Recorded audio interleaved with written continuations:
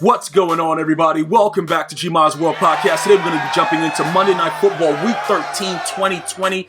These were some jam-packed games. They should have had these games on Thanksgiving.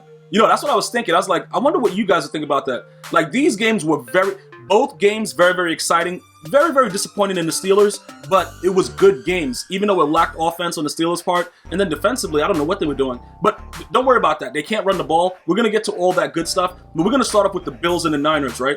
Number one, I just want you guys to understand, when I was telling you guys about Josh Allen, a lot of people looked at him like a guy that was just going to come out and just be a normal, 6'5" guy with a big arm and not be able to understand the capabilities of what he could actually do.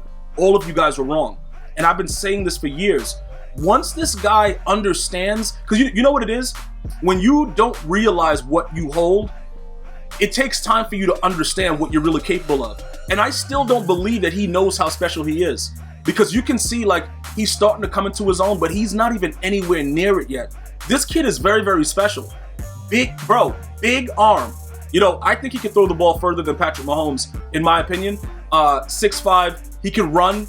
He makes decent decisions. Like last year, he was playing video games in the playoffs. Like, don't worry about last year. He was jumping around, throwing ball. He was too excited. He's a young man that can't believe sometimes that he's in the National Football League and he's a starting quarterback. And a lot of us can't believe that he's throwing the ball to a 4'1" Cole Beasley for 130 yards, 9 receptions, 11 targets. Stephon Diggs, 92 yards on 11 targets. Gabriel Davis, a touchdown. Isaiah McKenzie, Dawson Knox. And people don't realize he's sharing the football.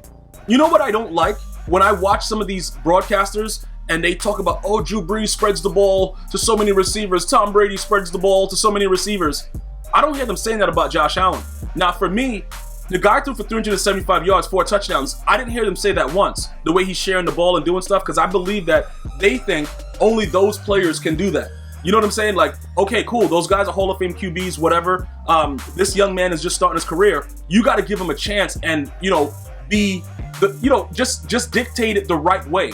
You know what I'm saying? Commentate the right way. He's spreading the football. He's doing a lot of things that other quarterbacks get credit for, and he's just not getting that credit. But I'm going to give him that credit. He balled out.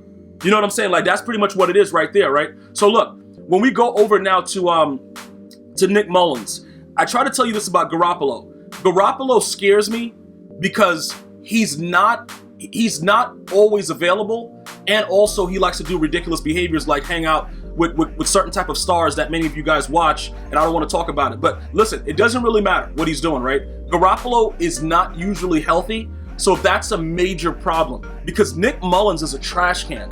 He's the kind of quarterback that would, get a false start and then throw an interception into the end zone. I'm not saying he did it. I'm not, hey, far be it from me to say that he did that. This guy's a trash can. And, I got to give them credit because Brandon Ayuk is a really good player. Deebo Samuel, I've always liked him. I think he's going to be a star in this league. I just don't like the quarterback situation. They're going to have to make sure that they figure out what's going on. I think that this team, the Niners, may make a move to get somebody else in because they have talented receivers. Deebo Samuels and Ayuk get open. It's not like it's like a situation where it's like the Dallas Cowboys. They have all this talent, but dudes don't get open. The Eagles, they don't get open. Those two receivers get open.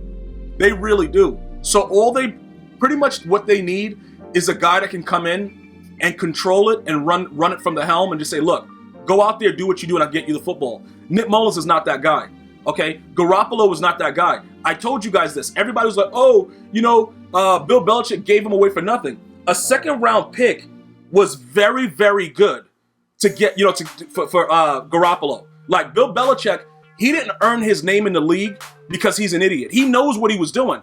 That guy sucks. Garoppolo sucks, bro. And I've been telling you guys this whatever. I'm not going to get into it. But like I said, he's not available, and he's usually hurt. Something's going on with him.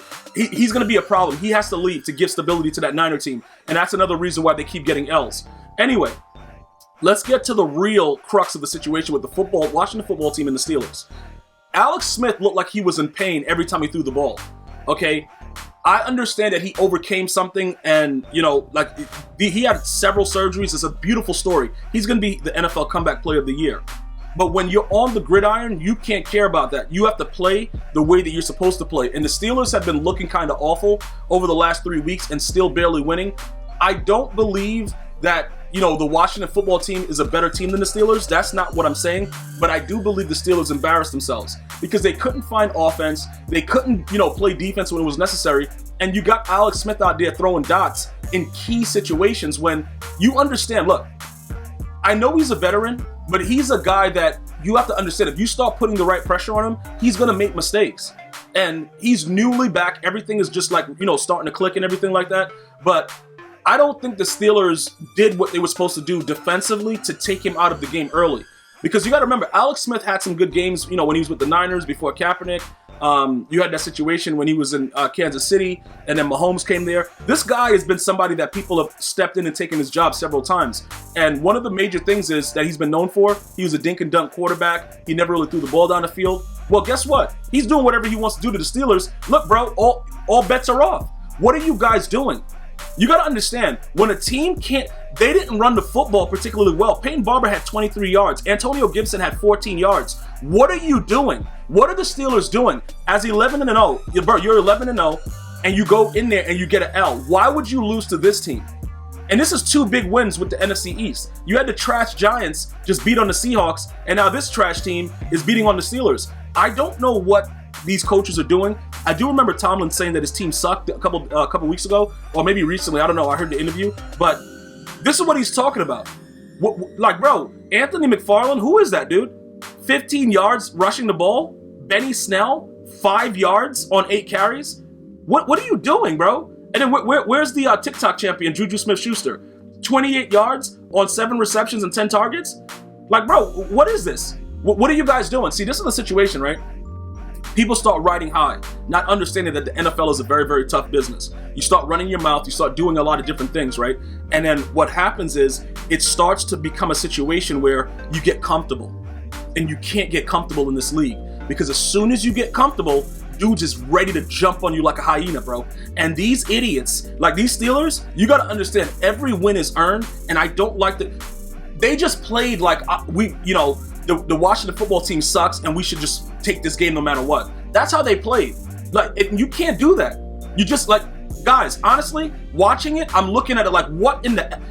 You can't be that type of team and you're 11-0 and you're not preparing for every single team because everybody is coming to give you that first loss. And now you just made a Washington team that sucks in the division, that's probably not going to have any amount of wins over 500. You just lost to them. Now, this could be a wake-up call. And I told you, it's better to lose now than to lose in the playoffs. So I still think that the Steelers are dangerous. I just don't like the way they lost. Like this, like, you know what I'm saying? Like, you can't lose this way to this type of team. Very, very disappointed. The Steelers embarrassed themselves. I got to wait to see what really happens now going forward, but I don't like the way that this ended. I will continue to keep you guys updated throughout the podcast. Definitely join me soon for the next, we're going to have a special Tuesday night game, and I'm going to be commentating that. Until next time, one love, y'all.